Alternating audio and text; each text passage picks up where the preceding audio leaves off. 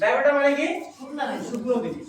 আমি একটু আগে বলছি 1 কেজি ঘাসের মধ্যে পানি থাকে 800 গ্রাম, 200 গ্রাম হচ্ছে ড্রাই ম্যাটার। 5 কেজি ঘাসের কথা বলি, 5 কেজি ঘাসের মধ্যে ড্রাই ম্যাটার হচ্ছে 1 কেজি, আর 4 কেজি হচ্ছে পানি জাতীয় জিনিস থাকে। কথাটা বুঝছেন কি বলছেন? এখন এই গাভীটাকে দেখা যাচ্ছে যে টোটাল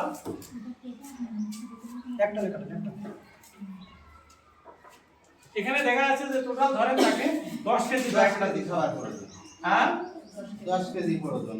10 কেজি ড্রাই ম্যাটার দিতে হবে। ড্রাই ম্যাটার এটা কি, আরো অনেক প্রশ্ন থাকবে, জানার অনেক কিছু আছে, সারাদিন আপনার সাথে ক্লাসগুলো শেষ হবে না।